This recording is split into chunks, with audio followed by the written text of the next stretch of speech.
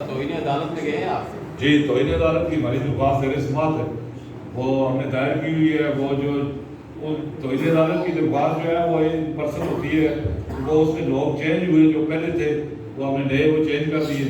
ابھی یعنی پھر پرائم منسٹر چینج ہو گیا. روز ہماری توہین عدالت کی ایک تاریخ سے دوسری تاریخ کے دوران بھی یہاں پہ حکومتیں بدل جاتی ہیں.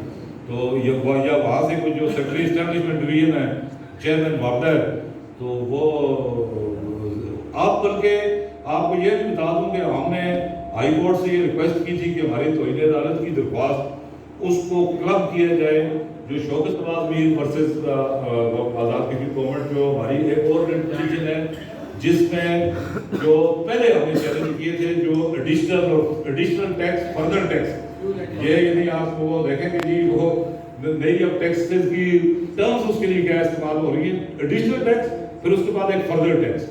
تو وہ ان ٹیکسز کو جو چیلنج کیا تھا اب اس کے ساتھ ان کی سماعت ہوئی.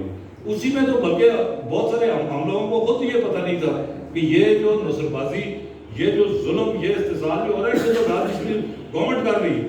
چیف جسٹس صاحب نے جو ہے وہاں کورٹ میں ہمیں مخاطب کر کے کہا کہ جی آپ وابڈا کے خلاف باہر تقریر کرتے رہتے ہیں، یہ تو آزاد کشمیر گورنمنٹ جو ہے وہ وہاں سے جو ہے وابڈا تو اس ریٹ پہ کو نہیں دے رہا تھا.